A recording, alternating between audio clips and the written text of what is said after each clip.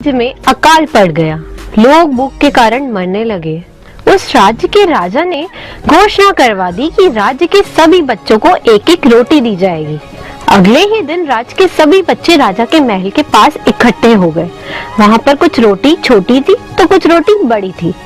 सभी बच्चे बड़ी रोटी पाना चाहते थे, जिसके कारण उनकी आपस में धक्का मुक्की और लड़ाई होने लगी।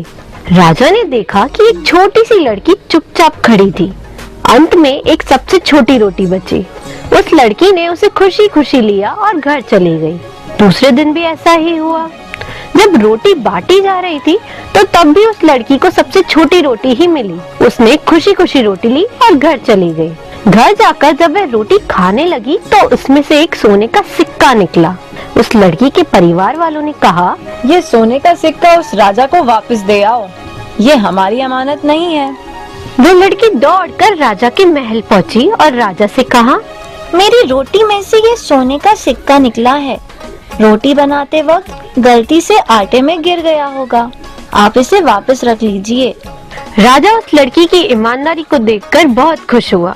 राजा की कोई भी बेटी नहीं थी, इसलिए उसने उस लड़की को गोद ले लिया और उसके परिवार वालों को भी अपने ही महल में रख लिया।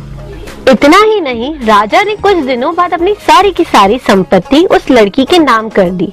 तो दोस्तों, इस कहानी से हमने ये सीखा कि ईमानदारी बड़े लोगों की अच्छाइयों में से एक है। ईमानदारी किसी भी व्यक्ति को अच्छाई के रास्ते पर ले जाती है।